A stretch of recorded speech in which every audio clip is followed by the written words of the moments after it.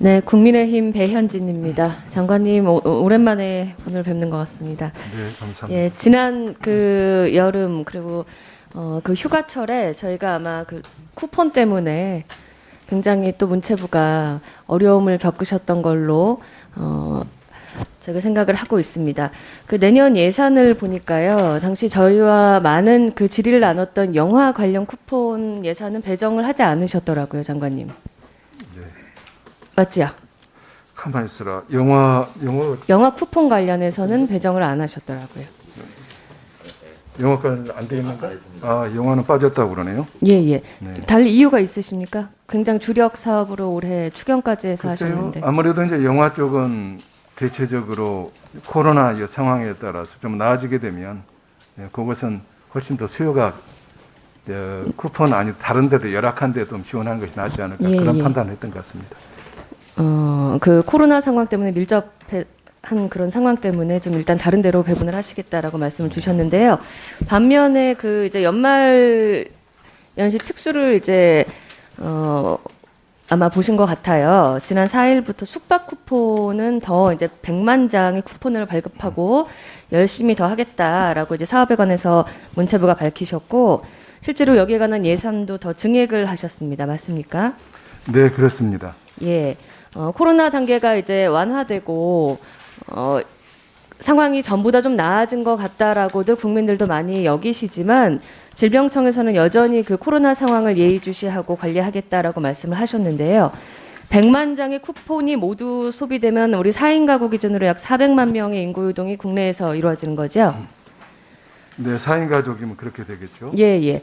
네, 본 의원도 이 관련해서 문체부의 그 보도자료로 나온 기사들을 많이 검토를 했는데, 보니까 이제 그 댓글에 국민들께서 이거 이러다가 코로나가 오히려 또 문제가 더 심각해지는 거 아니냐라는 댓글들을 오히려 국민들이 많이 다셨더라고요. 혹시 검토하셨습니까? 네, 저희들은 뭐 늘 방역 최우선으로 이렇게 해서 겸허하게 늘 이제 방역과 경제 그 관계에서 네, 예, 방역 균형을 TF도 잡기 운영하고 노력하고 있다고 있습니다. 하셨죠. 늘 유념하고 있습니다. 예, 그래서 지난 그 휴가철과 또 2.5단계로 격상돼가지고 굉장히 국민들이 한 차례 이제 어려움을 겪으셨기 때문에 아마도 트라우마로 똑같은 그런 상황이 반복되지 않기를 바라실 것 같아요.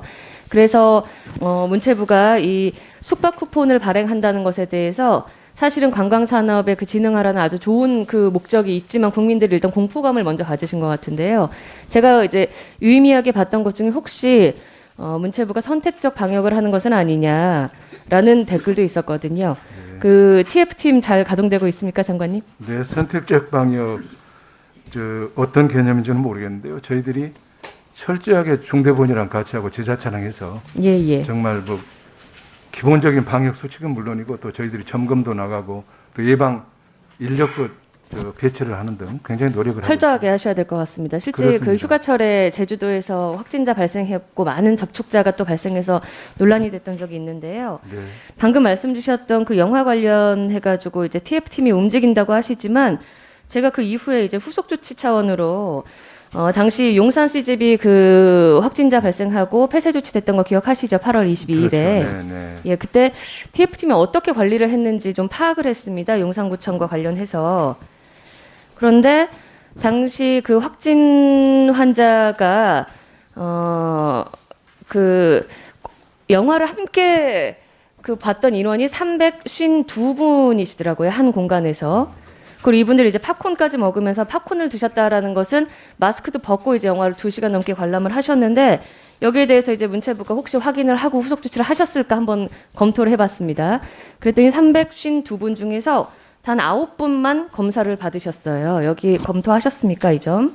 이거는 기본적으로 뭐 잘 아시겠지만은 해당 보건소나 예, 예. 방역 당국에서 그 다음에는 그것을 이제 위양 맞습니다. 그런데 중요한 것은 당시 접촉했던 분들이 확진자와 한 공간에 있었다라는 사실을 첫 번째 인지하지 못하셨고, 그 이후에 정부 측이나 어떤 단계로도 검사를 받아야 한다는 통보를 받지 못하셨다라고 했던 점입니다.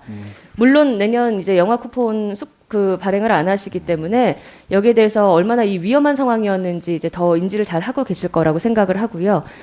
이 말씀을 드린 것은 방역과 안전을 늘상 강조하시기 때문에 사실 이 숙박 쿠폰으로 국내 영세한 그 관광 산업을 좀 이렇게 진흥시키고자 더 노력하시는 거 아닙니까? 그렇죠. 그렇습니다. 네. 한번 만약에 이 코로나19가 폭탄 투하되듯이 어디서 문제가 발생하면은 애꿎은 다른 그 생태계에 많은 이를테면 관광, 뭐 여행업계가 다 같이 피해를 동시에 볼 수 있는 상황이거든요.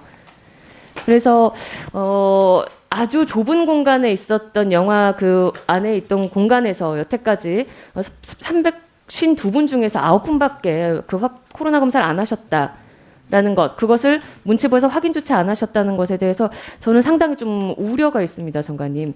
관광은 불특정 다수에게 계속해서 접촉을 하시는 거잖아요. 이거 관리가 될까요? 네, 그것은 한번 다 나오명했는지는 한번 확인을 한번 해보겠고요. 예. 예, 항상 우리는 통계, 인과관계를 가지고 따져야 된다고 보거든요. 근데 그동안에 숙박 관련해서 이 확진 된 사례들은 아직까지 보고는 안 돼 있고요. 사실 숙박이라고 그래봐야 전체 우리나라 숙박시설이 100만 개입니다. 네. 관광호텔만 해도 15만 8천 개거든요. 그러니까 우리가 100만 장을 한다고 그러더라도 그것이 1년으로 따지면 또는 2개월로 따지면 굉장히 미약한 겁니다. 그게. 그래서 크게 관리를 걱정 안 하셔도 어떻게 하실 되겠고요. 방안이 있으십니까? 묘안이 예, 있으십니까? 예, 크게 걱정 안 하셔도 되고요. 다만 아무리 저희들이 조심해도 지나치지 않잖아요. 우리 철저하게 방역, 위원님 말씀 주신 대로 거기 신경을 쓰고 있다는 말씀. 내년에 코로나가 더 심화될 것 같다, 혹은 지속될 것 같다라는 질병청의 그 어쨌든 전망이 계속해서 나오고 있는데, 숙박 쿠폰을 계속해서 이렇게 투하하는 것만이 관광업계를 진흥시킬 수 있는 능사가 될까요? 아니면 오히려 독이 될까요, 장관님? 그 숙박권에 굉장히 도움이 될 겁니다. 다만 그것만 가지고 관광을 활성화시킨다고 저는 볼 수 없고요. 다양한 것을 해야 되고요. 이 점에 관해서는 네. 제가 계속 이제 보충 질의를 통해서 또 말씀을 나누도록 하겠습니다. 예, 감사합니다. 네, 이상입니다.